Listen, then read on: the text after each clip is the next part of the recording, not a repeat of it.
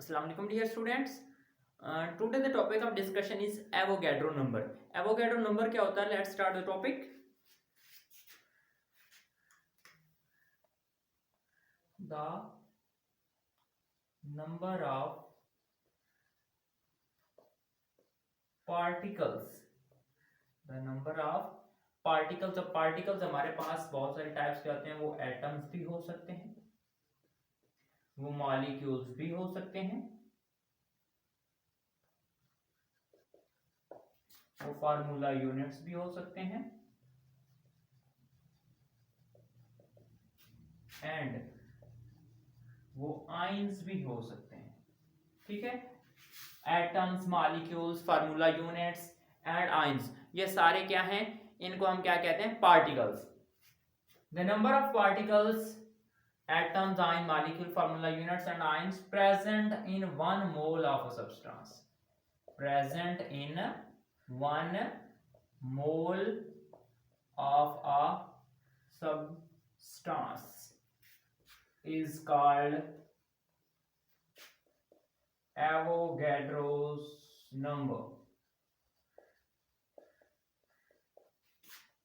इनको हम क्या कहते हैं? Avogadro number. एक मोल सब्सटेंस के अंदर जितने भी नंबर ऑफ पार्टिकल्स होंगे उनको हम क्या कहेंगे? Avogadro number. Avogadro number it is denoted by Na. It is denoted by Na and its value is, इसकी वैल्यू है, its value is 6.02 multiply 10 raised power 23. अब ये नंबर ऑफ पार्टिकल्स. पार्टिकल्स अब यहाँ एटम्स भी हो सकते हैं, आयंस भी हो सकते हैं, जो भी आप लिखना चाहें वो लिख सकते हैं. अब ये 6.02 मल्टीप्लाई 10 रेज़ पावर 23 कैसे आया? क्वेश्चन अदर स्टूडेंट्स रटा लगा लेते हैं. 6.02 multiply 10 rays power 23 atom, molecules हैं, एटम्स हैं, फार्मूला यूनिट्स है या फिर आयंस हैं. ये एवोगैड्रो नंबर की वैल्यू है. ये आया कहाँ से? तो थोड़ी सी उसके लिए छोटी सी डेरिवेशन है. फॉर एग्जाम्पल केमिस्ट्री में हम सिंगल एटम लेके, जैसे फॉर एग्जांपल हम एक छोटा सा रिएक्शन लिखते हैं, जैसे हम लेते हैं हाइड्रोजन प्लस क्लोरीन, इनका हम रिएक्शन करवाते हैं और इससे हमारे पास हाइड्रोक्लोरिक एसिड बन जाता है HCl. अब यहाँ हम एक मॉलिक्यूल हाइड्रोजन का तो नहीं ले सकते ना, या एक मॉलिक्यूल ऑफ क्लोरीन भी नहीं ले सकते. हम केमिस्ट्री में जो सब्सटेंसेस लेते हैं या जो भी ये रिएक्टेंट्स लिए हमने, ये एक मॉलिक्यूल या एक एटम तो हम उठा नहीं सकते ना, हम उसका मैस कर सकते हैं. हम फिर लेते हैं इनको ग्राम्स की फॉर्म में, मैस की फॉर्म में. अब ये हाइड्रोजन का एक मॉलिक्यूल हमने यहाँ लिखा हुआ है, ये तो लिखने के लिए ना. एक्चुअल में हम यहाँ साथ क्या लिखा होता है? जैसे इसके साथ 1 होता है, इसके साथ भी 1 है, इसका मतलब होता है ये 1 मोल है, ये भी 1 मोल है, और इससे 2 मोल ऑफ हाइड्रोक्लोरिक एसिड बना. यहाँ मोल लिखने का मतलब क्या है? इसके लिए छोटी सी डेरिवेशन है. फॉर एग्जांपल ये 1 मोल हाइड्रोजन का अगर हमने लेना है तो इसका मैस कितना होगा, ये देखने के लिए छोटी सी डेरिवेशन है कि आपके पास 1 एटम ऑफ हाइड्रोजन, एक एटम जो हाइड्रोजन है ये हमें पता है ये 1 AMU कहलाता है. ये क्या कहलाता है? 1 AMU. अगर हमें एक एटम हाइड्रोजन का चाहिए तो हम हाइड्रोजन का 1 AMU लेंगे, उसमें सिर्फ एक एटम ऑफ हाइड्रोजन आएगा. और जो 1 AMU होता है इसकी वैल्यू होती है 1.6605 मल्टीप्लाई 10 रेज़ पावर -24 ग्राम. -24 ग्राम है इसकी वैल्यू AMU की. तो इतना कम मैस है जिसको हम मेजर भी नहीं कर सकते, तो हम एक एटम हाइड्रोजन का तो नहीं ले सकेंगे. फिर हम क्या करते हैं? AMU को ग्राम में लिखते हैं. लास्ट टॉपिक में हमने मोल में यही पढ़ा था कि जब हम एटॉमिक मैस को या मॉलिक्यूलर मैस को ग्राम में रिप्रेजेंट करते हैं तो उसको हम क्या कहते हैं? ग्राम. उसको हम मोल कहते हैं. अब इस AMU को ग्राम में लाने के लिए फिर हम करते क्या है, फॉर एग्जाम्पल हमें चाहिए 1 ग्राम ऑफ हाइड्रोजन, 1 ग्राम हमें हाइड्रोजन का चाहिए, तो उसमें एटम्स कितने होंगे हाइड्रोजन के, यानी 1 एटम में 1 AMU होता है, 1 AMU इतने ग्राम के बराबर होता है। 1 ग्राम हमें हाइड्रोजन का चाहिए, ठीक है, 1 ग्राम ऑफ हाइड्रोजन हमें चाहिए। इसमें हाइड्रोजन के एटम्स कितने होंगे, x atoms of hydrogen, x atoms of hydrogen, okay. अब number of hydrogen atoms in 1 gram, 1 gram में हाइड्रोजन के एटम्स कितने हैं ये फाइंड करना है। तो 1 ग्राम डिवाइडेड बाय ये 1 मल्टीप्लाई ये AMU जो है, AMU की वैल्यू लिखेंगे 1.6605 मल्टीप्लाई 10⁻⁻24 ग्राम, ग्राम से ग्राम कट गया, 1 से 1 कट गया, पीछे रह क्या गया 1/1.6605 मल्टीप्लाई ये -24 जो ऊपर चला जाएगा तो इसको हम इधर ही लिख देते हैं मल्टीप्लाई 10⁻24, ठीक है। 1 को 1.6605 पे डिवाइड जब करेंगे तो ये वैल्यू आएगी हमारे पास 0.602 मल्टीप्लाई 10⁻24, ओके। जब ये वैल्यू आएगी हमारे पास तो इसको साइंटिफिक नोटेशन में जब लिखेंगे तो ये कितने के बराबर हो जाएगा, ये बराबर हो जाएगा 6.02 मल्टीप्लाई 10⁻23, 6.02 मल्टीप्लाई 10⁻23 पार्टिकल्स, यानी 1 ग्राम जो हाइड्रोजन का है, 1 ग्राम ऑफ हाइड्रोजन, इसमें नंबर ऑफ हाइड्रोजन या पार्टिकल्स कितने हैं 6.02 मल्टीप्लाई 10⁻23। अब क्वेश्चन ये राइज होता है ये तो हाइड्रोजन का था तो इसका 1 AMU, अगर हम सोडियम का 1 मोल लेना चाहें तो उसमें कितने नंबर ऑफ सोडियम होंगे, तो उसके निकालने का भी आसान तरीका है, बिल्कुल यही मेथड हमने दोबारा लगाना है सोडियम के लिए भी।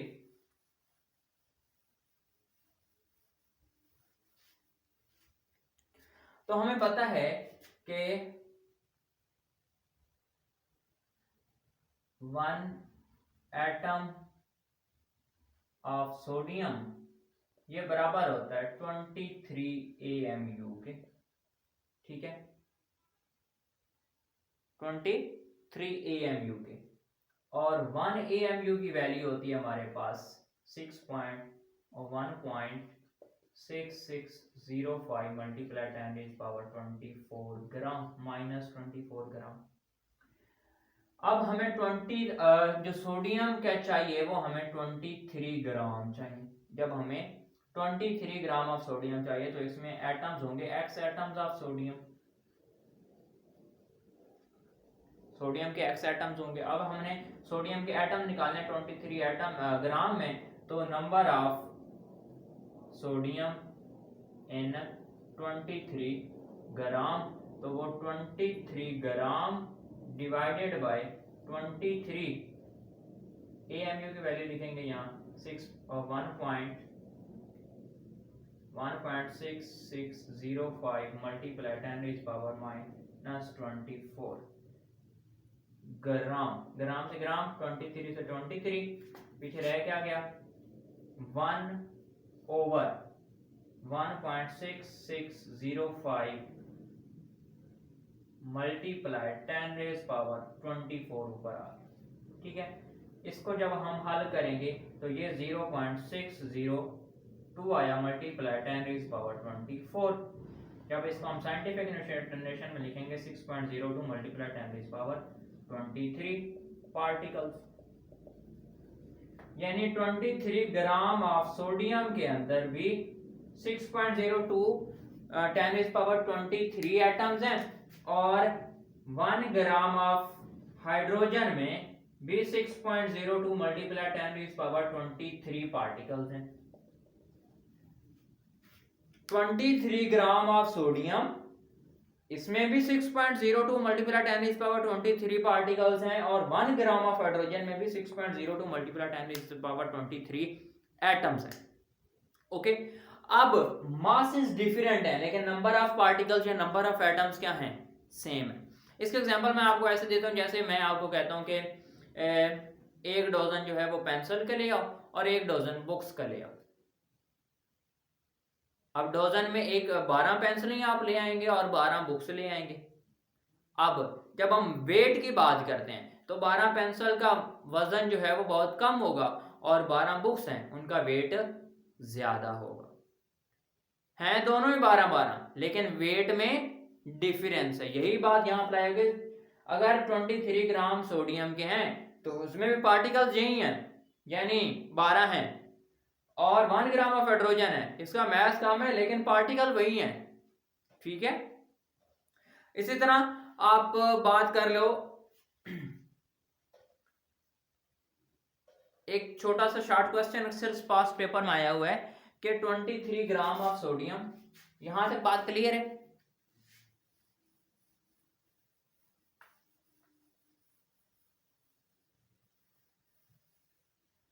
कि 23 ग्राम ऑफ सोडियम, क्वेश्चन ये है 23 gram of sodium and 238 gram of uranium has same number of particles.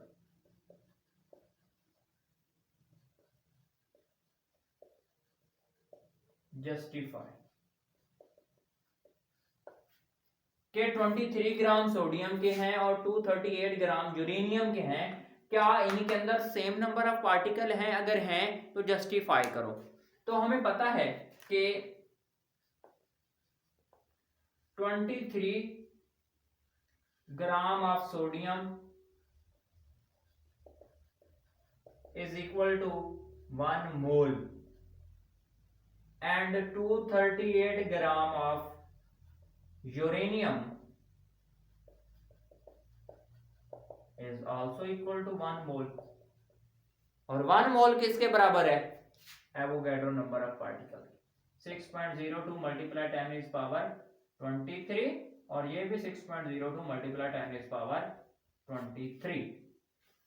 Okay, so we justify that कि 23 ग्राम सोडियम के हों उसमें भी इतने पार्टिकल्स हैं, 238 ग्राम ऑफ यूरेनियम के हों उसमें भी इतने पार्टिकल्स हैं। आप चाहो तो वो पिछले वाली डेरिवेशन इसके लिए भी सेम है, सोडियम के लिए मैंने निकाल दी थी, यूरेनियम के लिए भी आप कर लो, वैसे ही है बिल्कुल। ओके, तो हेंस यहां आप एक छोटी सी स्टेटमेंट लिखोगे, hence 1 mole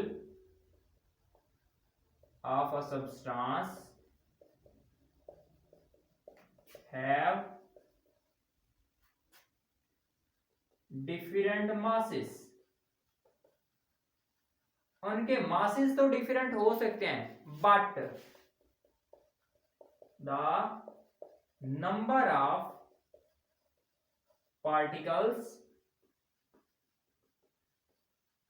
are same.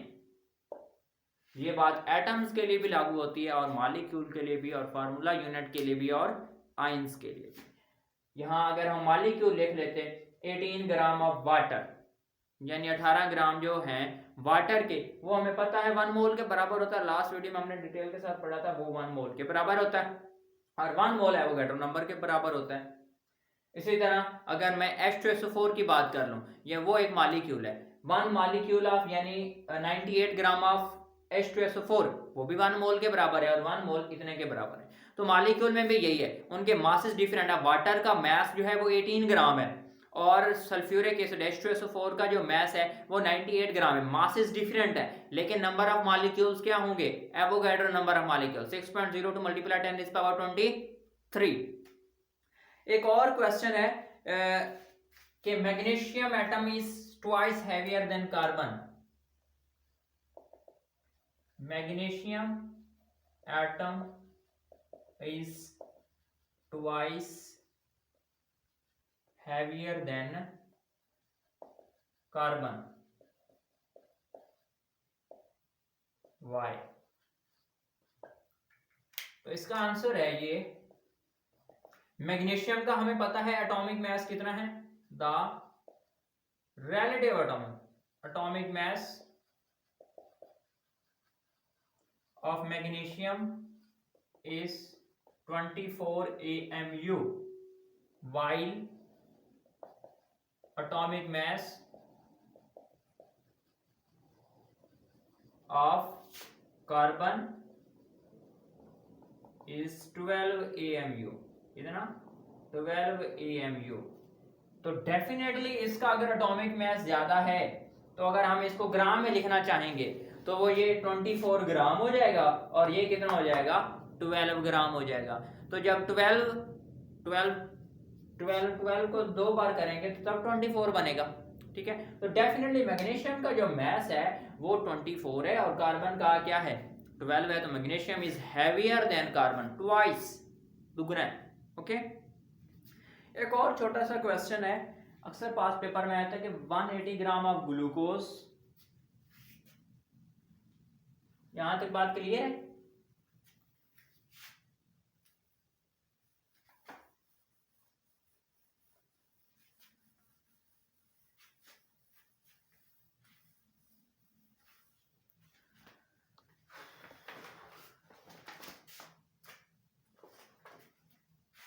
Question ये है कि 180 ग्राम ऑफ ग्लूकोज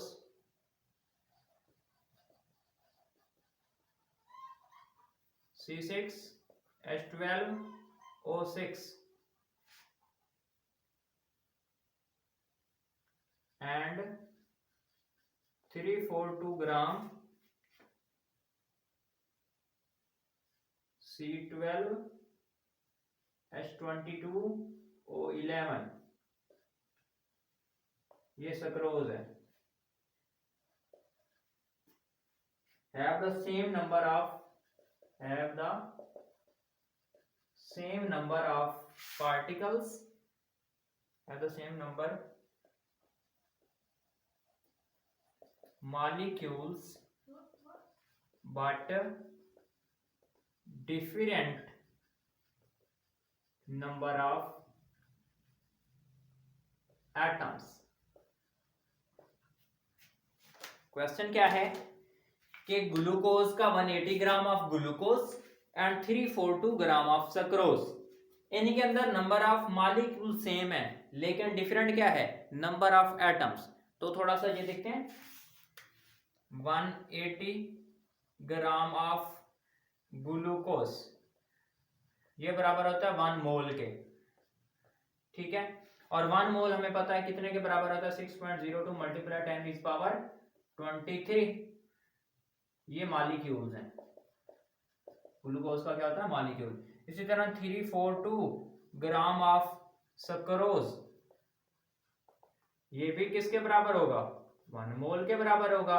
और 1 मोल है तो इसमें पार्टिकल्स भी 6.23 मॉलिक्यूल्स ही होंगे। अब ये तो दोनों सेम है, यहां तक बात सेम हो गई कि इनके मासेस डिफरेंट हैं लेकिन दोनों बराबर किसके हैं, 1 मोल के बराबर हैं। अगर दोनों 1 मोल के बराबर हैं तो इनमें नंबर ऑफ मॉलिक्यूल्स भी क्या होंगे, सेम होंगे, लेकिन नंबर ऑफ एटम्स क्या हैं, डिफरेंट है। उसके लिए फिर हम क्या करेंगे, नंबर ऑफ एटम्स क्या है, ग्लूकोज के कैलकुलेट करो, कार्बन 6, हाइड्रोजन 12, O6, तो टोटल 24 बनते हैं। 24 मल्टीप्लाई 6.02 मल्टीप्लाई 10⁻23 एटम्स हैं ग्लूकोज के, जबकि सक्रोज के गिनो, कार्बन 12, H22O11, तो ये 45 बनते हैं। 45 मल्टीप्लाई 6.02 मल्टीप्लाई 10⁻23 एटम्स ये सक्रोज के हैं। अब देख लो खुद डिफरेंस आ गया कि 24 एटम्स हैं ग्लूकोज के और 45 एटम्स हैं सक्रोज के।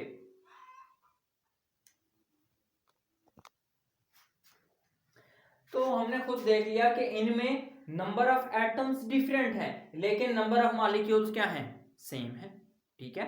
अगर मैं इसे में ग्लूकोज में निकालना चाहूं कि मुझे सिर्फ नंबर ऑफ कार्बन एटम्स चाहिए, ग्लूकोज के अंदर सिर्फ नंबर ऑफ कार्बन एटम्स चाहिए, तो मैं कार्बन कितने हैं, 6, तो यहां मैं लिखूंगा 6 मल्टीप्लाई 10 6.0 मल्टीप्लाई 10, उसको एवोगाड्रो के साथ मल्टीप्लाई कर दूंगा और वो क्या आ जाएंगे, कार्बन के एटम्स आ जाएंगे ग्लूकोज के अंदर। ठीक है, तो ये 24 बनते हैं ग्लूकोज के अंदर टोटल एटम, और सुक्रोज के अंदर 45। हेंस ए आपके पास they have same number of molecules, equation बना के आपने उनको बता देना है, और डिफरेंट नंबर ऑफ एटम्स, तो ये भी आपने बाद में बताना है कि glucose has 24 atoms and while sucrose has 45 atoms, और नीचे उनको ये इक्वेशन बता के दिखानी है, बता देना कि have different number of atoms. एक और क्वेश्चन है यहाँ, क्वेश्चन थोड़ा ये वही कंसेप्ट है जो बुक में एक्सप्लेन किए गए हैं, तो ये छोटा सा शॉर्ट क्वेश्चन है। ये एक और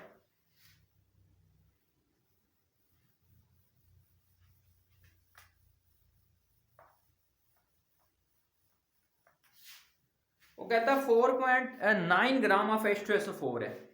कितना? क्वेश्चन क्या है? 4.9 ग्राम है H2SO4 का। वो कहता है ये पानी में कंप्लीटली डिसॉल्व हुआ है, कंप्लीटली डिसॉल्व हुआ है। जब कंप्लीटली डिसॉल्व हुआ है तो ये देता same number of positive and negative ions हैं। ठीक है, क्या आपके पास जो पॉजिटिव चार्जेस हैं वो ट्वाइस हैं नेगेटिव चार्जेस में। जैसे हम इस H2SO4 को आयनाइज करते हैं, H2SO4 इसको आयनाइज किया तो इससे 2 हाइड्रोजन के पॉजिटिव और SO4 2 नेगेटिव, यानी दो पॉजिटिव आयन है और एक नेगेटिव आयन है। तो पॉजिटिव आयन और नेगेटिव आयन जो बने हैं, यानी ये नेगेटिव आयन है और ये क्या है? पॉजिटिव आयन है, तो ये डेफिनेटली 2 है। Okay, number of positive and negative charges are different, ये बात है, लेकिन number of ions, number of charges, दो डिफरेंट चीजें मैं आपको बताता हूं। एक उन्होंने पूछा है नंबर ऑफ आयंस,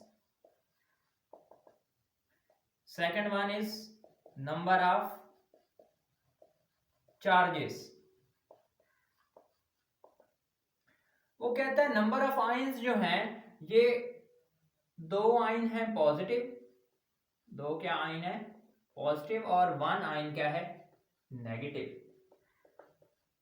ठीक है, ये बात उन्होंने क्वेश्चन में बता दी है कि 2 पॉजिटिव है और एक नेगेटिव है। जबकि नंबर ऑफ चार्जेस क्या है? Number of charges, positive charges कितने हैं और नेगेटिव चार्जेस कितने हैं? तो पॉजिटिव चार्ज देख लो 2n2 + 1 है, तो ये कितने के बराबर आ गया?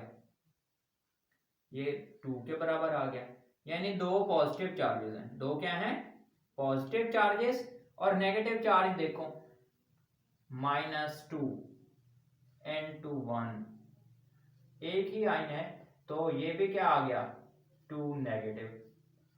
Number of charges have same, ठीक है, यानी 2 पॉजिटिव चार्ज हैं और 2 ही नेगेटिव चार्ज, लेकिन नंबर ऑफ आयंस क्या हैं? डिफरेंट है, 2 पॉजिटिव आयन है और एक नेगेटिव आयन है, लेकिन नंबर ऑफ चार्ज क्या है? Number of charges are same, 1 2 positive charges and 2 ही नेगेटिव चार्जेस। ओके,